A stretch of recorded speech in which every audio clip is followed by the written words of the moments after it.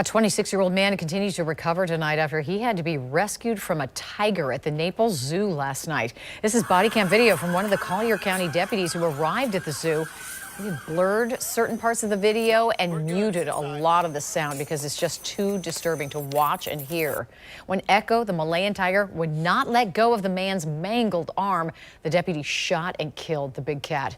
Investigators say the man was part of a third-party cleaning crew that was hired by the zoo. News4Jax reporter Eric Avanier is live tonight outside the Jacksonville Zoo, where a similar incident happened this past July. Eric? Yeah, the only difference between what happened in Naples last night and what happened here at the Jacksonville Zoo back in July is that the animal here did not get killed. Zoo officials here say this is an example of why they take safety so seriously. Echo, the 8-year-old Malayan tiger, was a star attraction at the Naples Zoo, but he was shot and killed by a Collier County deputy Wednesday night. Naples 1 Charlie 10, shots fired.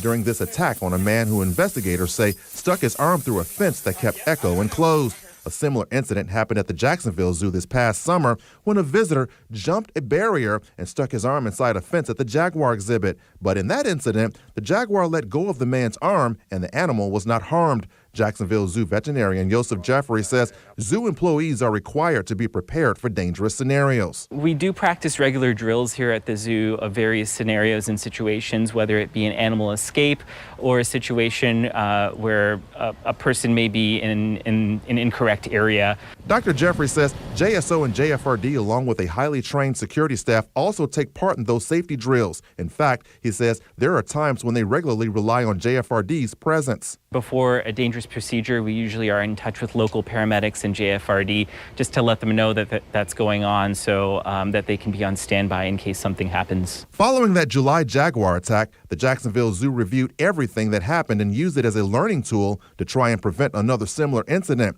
As for the attack in Naples, we definitely will look at this incident and try to learn from it as best we can.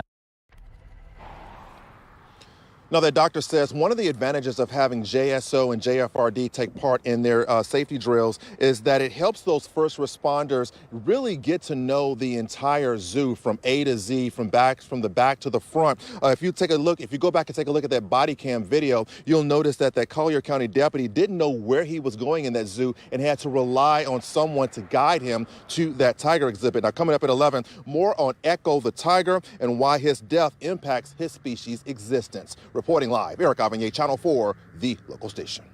So, Eric, many people are asking why the deputy shot the tiger with a gun instead of using a tranquilizer on him. What did Dr. Jafari say about that? Yeah, the doctor said that unfortunately tranquilizers can take 10 to 15 minutes to take effect, and if a person's life is in imminent danger, they don't have 10 to 15 minutes to survive. Now, the man whose arm was nearly ripped off by that tiger, he could have bled to death. So that is why they say tranquilizers in certain cases like that would not work. Also, bear in mind that deputies do not carry tranquilizers. All right, Eric Avanier reporting to us live. Thank you, Eric.